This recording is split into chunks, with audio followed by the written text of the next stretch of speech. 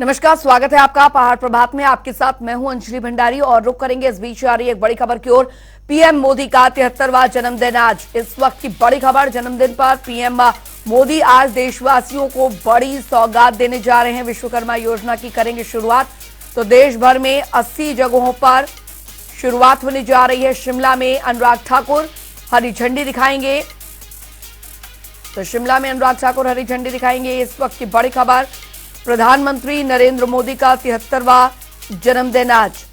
जन्मदिन पर पीएम मोदी देशवासियों को आज सौगात देने जा रहे हैं। विश्वकर्मा योजना की शुरुआत प्रधानमंत्री नरेंद्र मोदी करेंगे। देश भर में 80 जगहों पर यह शुरुआत होने जा रही है। शिमला में अनुराग ठाकुर इस योजना को हरी झंडी दिखाएंगे।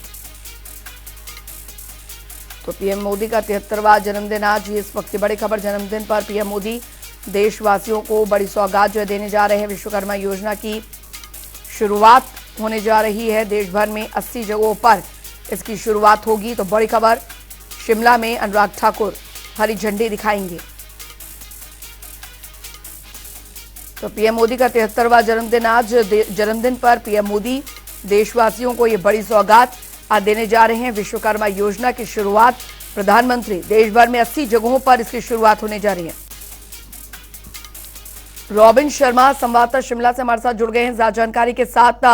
रॉबिन, प्रधानमंत्री नरेंद्र मोदी का 73वां जन्मदिन है आज और आज विश्वकर्मा योजना की भी शुरुआत जो है वो आज होने जा रही है। शिमला में आज फिलहाल इसको लेकर क्या कुछ कार्यक्रम जो है वो आयोजित किए गए हैं? बिल्कुल, देखिए, प्रधानमंत्री मोदी का जन्मदिन है और ऐसे में आज विश्वकर्मा जयंती भी है और खास मौका है कि विश्वकर्मा योजना जो है, प्रधानमंत्री विश्वकर्मा योजना, उसकी फ्लैगशिप आज होगी। द्वारका से प्रधानमंत्री खुद इसको फ्लैग ऑफ करेंगे। तो 80 जगहों पर अलग अलग देश के इलाकों में जो है मंत्री इन कार्यक्रमों में हिस्सा लेंगे और उसी कड़ी में शिमला के गेयटी थिएटर में भी यहाँ पर कार्यक्रम होने वाला है, जिसमें केंद्रीय मंत्री और हिमाचल प्रदेश से ही सांसद हैं अनुराग ठाकुर, वो इसको फ्लैग ऑफ करेंगे। थोड़ी ही देर में करीब 10:30 बजे के आसपास ये प्रोग्राम शुरू होगा, जिसके बाद प्रधानमंत्री जो है वर्चुअली हर जगह, जितने भी 80 जगहों पर कार्यक्रम शुरू होना है, यहाँ को संबोधित करेंगे। उसके बाद जो है ये जो स्कीम है ये फ्लैग ऑफ होगी पूरे देश भर के लिए। और मैं आपको बता दूं, ये 13,000 करोड़ रुपए की ये जो स्कीम है, इसके तहत जो हथकरघा क्षेत्र से जुड़े हुए हैं, शिल्पकार हैं और कारीगर हैं, मिस्त्री हैं, उनके लिए ये स्कीम है, जिसमें 15,000 रुपए का टूल किट आवेदन, जो टूल किट को लेकर उनको एक सहायता मिलेगी। इसके अलावा उनको 1 लाख तक का ऋण केवल 5% ब्याज पर मिलेगा। तो इस तरह की बहुत सी सुविधाएं जो है वो देने की कोशिश हो रही है इस स्कीम के जरिए। और इसमें आपका फ्री रजिस्ट्रेशन है, जो इस तरह के कारीगर है, और उनको काफी सारे और भी सुविधाएं जो है इस स्कीम के जरिए देने जाने की कोशिश है। और उसी कड़ी में आज जो है हिमाचल प्रदेश में भी इस कार्यक्रम की शुरुआत होगी और सूचना प्रसारण मंत्री अनुराग ठाकुर जो है यहाँ पर स्कीम को फ्लैग ऑफ करेंगे। जी चलिए, बहुत बहुत शुक्रिया इस तमाम जानकारी के लिए।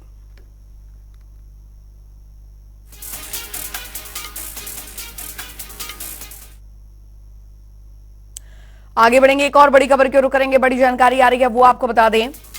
तो बड़ी और अहम जानकारी, इस बीच विधानसभा स्पीकर ने बुलाई सर्वदलीय बैठक।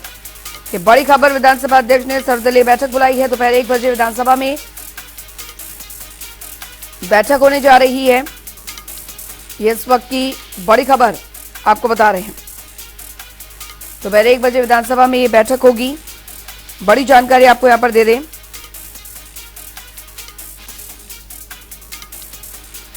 तो विधानसभा स्पीकर ने ये सर्वदलीय बैठक बुलाई है। दोपहर 1 बजे विधानसभा में ये बैठक होगी। बड़ी खबर आपको बता रहे हैं।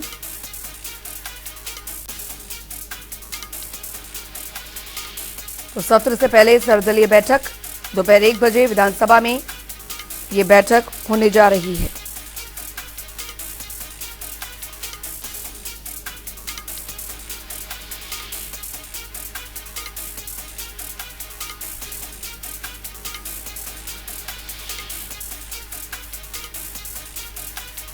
और हिमाचल ब्यूरो चीफ विकास शर्मा हमारे साथ इस बीच जुड़ गए हैं ज्यादा जानकारी के साथ। विकास, सत्र से पहले सर्वदलीय बैठक बुलाई गई है।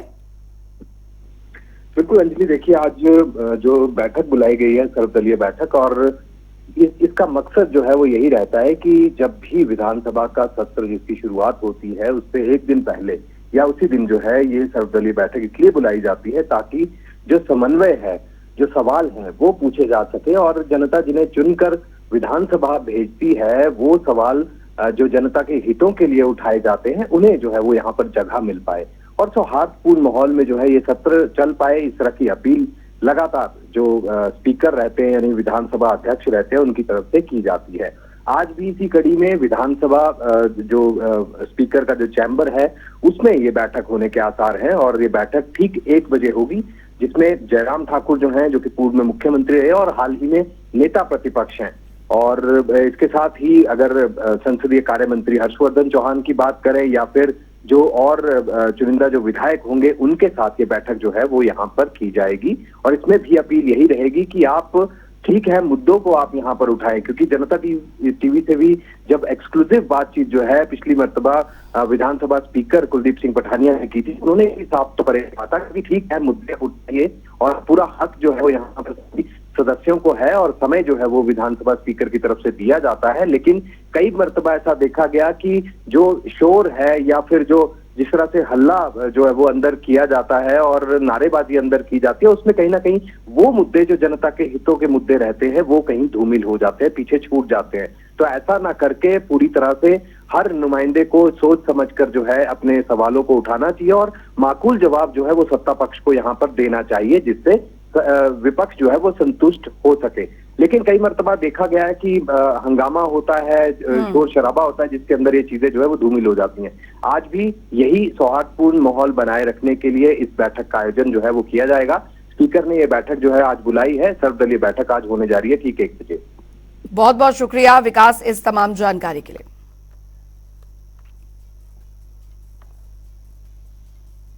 करेंगे इस बीच आ रही एक बड़ी खबर की और बड़ी जानकारी आ रही है, वो बता दें आपको शिमला से आ रही है बड़ी खबर। सत्र को लेकर नेता प्रतिपक्ष का बयान इस बीच सामने आया है। मॉनसून सत्र को लेकर विपक्ष पूरी तरीके से तैयार है। 10 महीनों में 10 साल पीछे हुआ हिमाचल, इस बात का जिक्र किया है। आपदा में भी लूटमार चली है। जयराम ठाकुर का ये बयान। कानून व्यवस्था पर भी सरकार को घेरेगा विपक्ष। कांग्रेस की गारंटियों पर सवाल उठाए जाएंगे। श्वेत पत्र लाने पर कोई आपत्ति नहीं है और बीजेपी ने सत्ता में रहते हुए अच्छा काम किया है, इस बात का जिक्र यहां पर किया है नेता प्रतिपक्ष जयराम ठाकुर ने।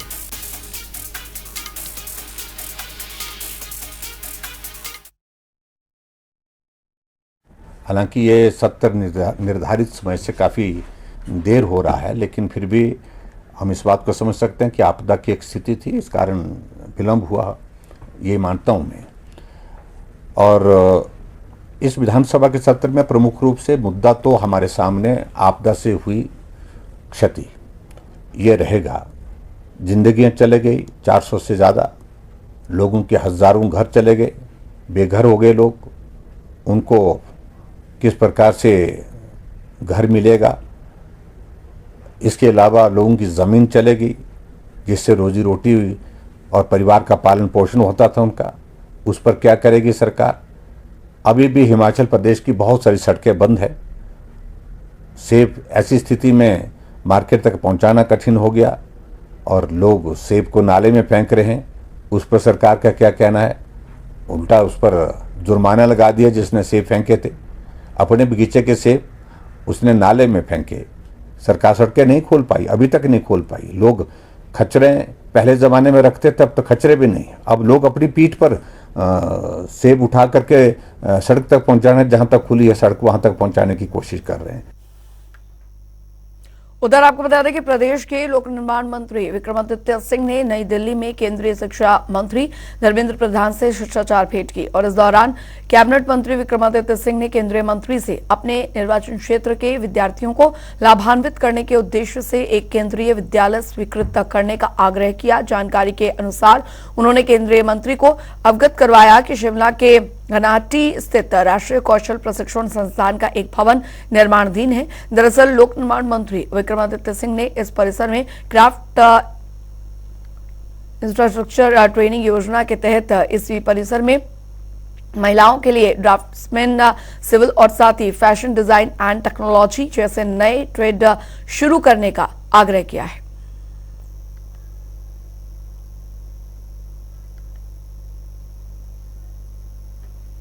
आगे बढ़ेंगे, एक और बड़ी खबर की ओर करेंगे। बड़ी जानकारी आ रही है, वो आपको बता दें तो हिमाचल दौरे पर एनडीएमए की टीम, ये इस वक्त की बड़ी खबर आपको बता रहे हैं। तो आपदा प्रभावित इलाकों का दौरा जो है वो करेंगे, आपदा से हुए नुकसान का जायजा लिया जाएगा।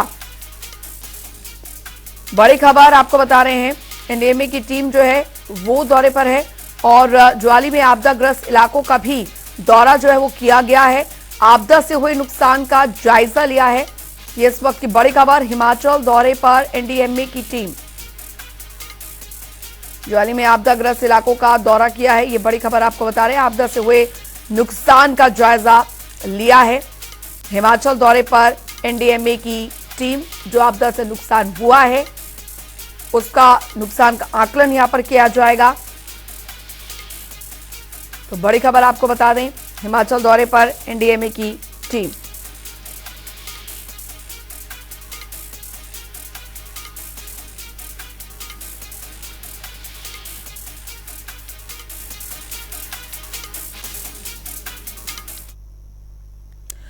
बढ़ेंगे आगे, उधर राजस्व मंत्री जगत सिंह नेगी किन्नौर के दौरे पर पहुंचे, जहां पर उन्होंने निगुलसरी में लगभग 400 मीटर तक बाधित हुए राष्ट्रीय उच्च मार्ग 5 की बहाली के काम का जायजा लिया, जो अब अपने अंतिम पड़ाव पर पहुंच गया है। सड़क बहाली का कार्य युद्ध स्तर पर चलाया गया है और सड़क बहाली का कार्य 380 मीटर तक पूरा भी कर लिया गया है। अब केवल 20 मीटर की सड़क बहाली का कार्य बचा हुआ है, जो जल्द ही पूरा कर लिया जाएगा, जिसके बाद किसान बागबानों को काफी राहत मिलेगी। दोनों तरफ से, रामपुर की तरफ और हमारे किन्नौर की तरफ से भी भारी मशीनरी हमने डिप्लॉय किया है, जिसमें हमने जो है पटेल कंपनी की मदद भी ली है मशीनरी के लिए, आर्मी से भी मदद ली है, और जो आरओसी है जो एक फास्ट मतलब ड्रिलिंग का मशीन है, दोनों तरफ से हमने डिप्लॉय किया है। तो कोशिश है, युद्ध स्तर पे काम चला हुआ है। रात में 12-1 बजे तक भी है जो है लाइटें जलाकर दोनों तरफ से काम चला हुआ है। उधर आपको बता दें कि हमीरपुर घटना के बाद राज्य में सियासत आई है। भाजपा के प्रदेश उपाध्यक्ष और पूर्व मंत्री वीरेंद्र कंवर ने कानून व्यवस्था को लेकर सवाल उठाए। उन्होंने कहा कि प्रदेश की कांग्रेस सरकार को अभी सत्ता में महज 9 महीने का ही समय बीता है, लेकिन सुरक्षा व्यवस्था पूरी तरह से चरमरा गई है। प्रदेश में आलम यह है कि कोई भी नागरिक अपने आप को असुरक्षित महसूस कर रहा है। साथ ही उन्होंने कहा कि जब मुख्यमंत्री के गृह जिले में ही महिलाएं असुरक्षित हैं, तो फिर पूरे प्रदेश के हाल स्वतः ही दिखाई देते हैं।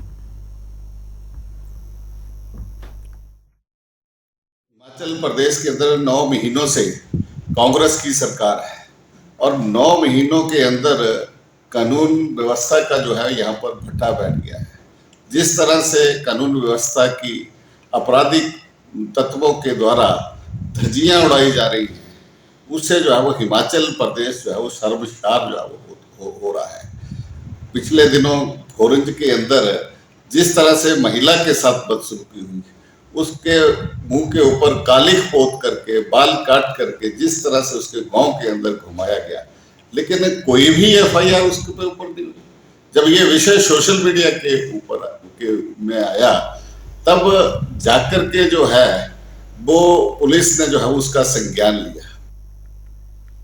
उधर ढालपुर में पत्रकारों को जानकारी देते हुए दरअसल प्रदेश कांग्रेस प्रवक्ता राजीव किमटा ने कहा कि प्रियंका गांधी के दौरे को लेकर भाजपा के नेताओं ने कई बातें कही। कांग्रेस के राष्ट्रीय महासचिव प्रियंका गांधी वाड्रा ने हिमाचल प्रदेश का दौरा किया और यहां के लोगों का दर्द भी जाना। हिमाचल की खराब हालत को देखते हुए प्रियंका गांधी ने प्रधानमंत्री नरेंद्र मोदी को पत्र लिखा और प्रदेश की मदद करने की बात भी कही।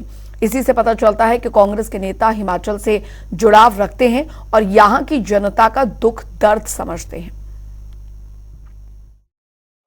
देखिए, मैं तो गोविंद ठाकुर जी से पूछना चाहूंगा कि आप 2 महीने हो गए आपदा में, 2 महीने में आपदा में आप कहां थे? आप कभी हमारे विधायक भुवनेश्वर गौड़ पे अनाप शनाप बोलते हैं, जो कि पिछले 2 महीने से जनता के बीच है, जनता की मदद कर रहे हैं और जनता का दुख तो बांट रहे, आप कहां थे 2 महीने? उन्होंने कहा था कि मैं जो किसानों की जो आय दुगनी कर दूंगी, दुगनी तो छोड़िए, जो प्रेजेंटली जो आय भी थी उससे भी घटा दी। कहीं ना कहीं इस जो एप्पल पे जो इम्प्यूट ड्यूटी पे जो घटाया हो, उसको कहीं ना कहीं हिमाचल के बागवानों को इसका असर पड़ेगा। और आज हिमाचल प्रदेश में जो बागवानी है वो एक रीढ़ की हड्डी मानी जाती है और उससे इफेक्ट रहेगा, क्योंकि आज कल जो है एप्पल सीजन बहुत जोरों पर चला है, तो उस पर डायरेक्टली जो है जो यहाँ के किसानों उस पर इफेक्ट करेगा। आगे बढ़ेंगे तो पहाड़ों में घूमने के शौकीन पर्यटकों के लिए पर्यटन नगरी मैक्लोडगंज का प्रसिद्ध त्रिउंड ट्रैक आज से पर्यटकों के लिए ट्रैकिंग के लिए खोल दिया गया है। वहीं जिले के पैराग्लाइडिंग साइट्स पर पैराग्लाइडिंग गतिविधियों पर लगी रोक खत्म होने के बाद आज से पैराग्लाइडिंग के लिए यहां पर खुल गई है। अब जिले में आने वाले पर्यटक ट्रैकिंग के लिए के साथ साथ अब पैराग्लाइडिंग का जो लुत्फ है वो भी उठा सकेंगे। मैक्लोडगंज के त्रिउंड में गर्मियों के मौसम में हजारों की संख्या में देश और विदेश से पर्यटक आते हैं। बारिश और भारी हिमपात होने के कारण दिसंबर से गर्मियों और बरसात के मौसम तक इस ट्रैक को बंद कर दिया जाता है। 2022 के जो प्रोविजंस हैं उनके हिसाब से 15 जुलाई से 15 सितंबर तक पैराग्लाइडिंग कांगड़ा में बंद थी और आज से जो है वो एज़ पर रूल्स इसको अलाउ किया गया है। ये पैराग्लाइडिंग हमारे यहाँ 4 साइट्स पे होती है, जिसमें धर्मशाला में इंद्रुनाग है और नरवाना, जो बैजनाथ है उसमें बीड़ बिलिंग है और ज्वालाजी में बिलपट्टियाँ हैं। और आज से इन तीनों साइट्स पे जो है वो पैराग्लाइडिंग शुरू हो जाएगी। उधर आपको बता दें जिला कुल्लू के मुख्यालय ढालपुर मैदान में अक्टूबर में जहां पर अंतर्राष्ट्रीय दशहरा उत्सव का आयोजन किया जाएगा, तो वहीं कला केंद्र में भी 7 दिनों तक सांस्कृतिक कार्यक्रम आयोजित किए जाएंगे। ऐसे में सांस्कृतिक कार्यक्रम में देशी विदेशी पर्यटक भी अपनी सीट बुक करवा सकेंगे। अब की बार दशहरा उत्सव समिति ने कला केंद्र की 10% सीटों को 500 रुपए के माध्यम से बुक करने का फैसला लिया गया है।